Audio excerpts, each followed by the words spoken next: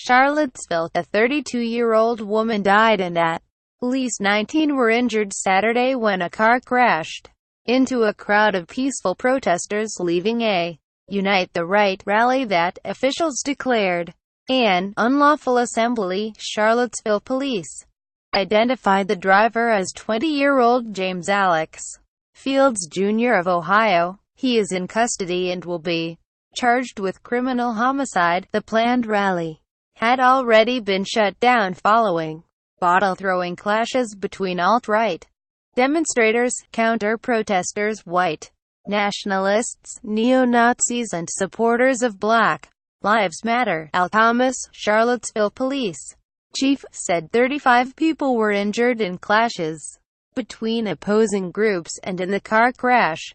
Their injuries ranged from life-threatening to minor, he said. Our hearts break for the casualties and injuries, Charlottesville Mayor Mike Siner said at a press conference. About 3 hours after the car crash, the Virginia State Police's Bell 407 helicopter crashed about 7 miles from the scene.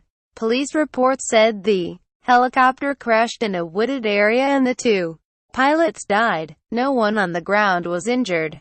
The helicopter had been assisting in police supervision of the protests. The driver of a silver Dodge Challenger plowed into one of the groups streaming away from the rally at Emancipation Park through the narrow downtown streets. President Trump, on vacation at his golf club in New Jersey, condemned in the strongest possible terms what he called an egregious display of hatred, bigotry and violence on many sides in Charlottesville. He called for a swift restoration of law and order and the protection of innocent lives. Trump said he spoke with Virginia Gov. Terry McAuliffe and we agreed that the hate and the division must stop and must stop right now. McAuliffe delivered a message to the white supremacists at an evening press conference. Go home, you are not wanted in this great Commonwealth. Shame on you. The governor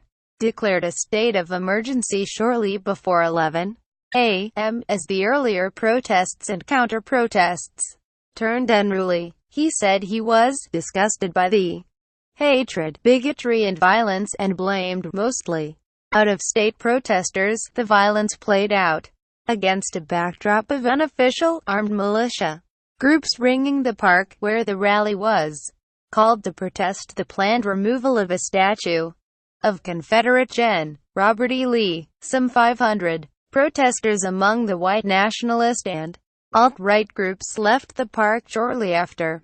State police, using megaphones, declared the gathering an unlawful assembly at 11:40 a.m.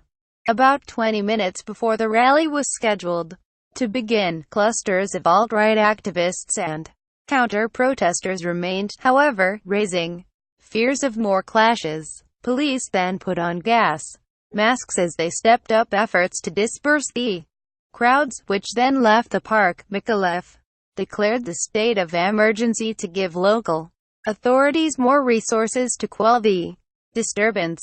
Officials had already deployed police to maintain order and McAuliffe had placed the Virginia National Guard on standby. The clashes, mainly between white nationalists and anti-fascist groups, broke out as crowds moved toward the park where the Lee statue is located. At one point, dozens of people used wooden poles from their flags and banners as weapons. Others threw trash and bottles into the opposing ranks of protesters as the crowd swelled.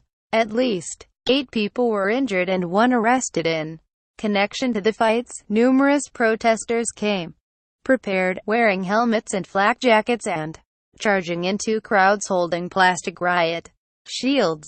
Protesters on one side of a square held up anti-fascist signs and Black Lives Matter banners, while groups on the other displayed Confederate flags and Iron Cross banners.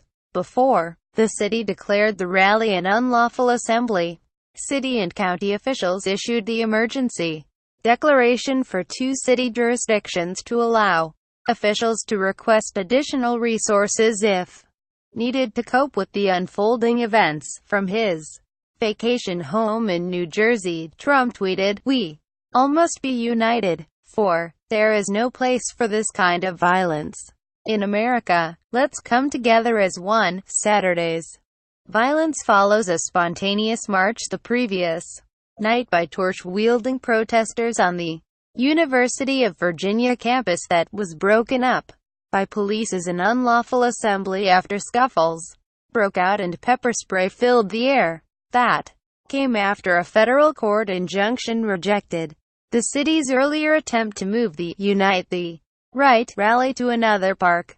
U.S. District Judge Glenn Conrad issued the injunction late Friday in a lawsuit filed against the city by the American Civil Liberties Union on behalf of right-wing blogger Jason Kessler, a local resident. Conrad ruled the city's attempt to revoke Kessler's rally permit and move the protest to another park was based on the content of his speech. The judge noted the city did not try at the same time to move counter-protesters to another location. On the eve of the rally, McAuliffe, a Democrat, said he would prefer that no one shows up at the Unite the Right rally. "I want to urge my fellow Virginians who may consider joining either in support or opposition to the planned rally to make alternative plans," he said. Police Chief Thomas said the unfolding events created a lot of anxiety in the community, but he felt it had sufficient resources to meet the significant challenge. City authorities were particularly alarmed by Friday night's march by hundreds of white nationalists who gathered at the feet of a statue of Thomas Jefferson on the UVA campus, chanting, "You will not replace us." Fights broke out as some marchers bearing tiki torches swung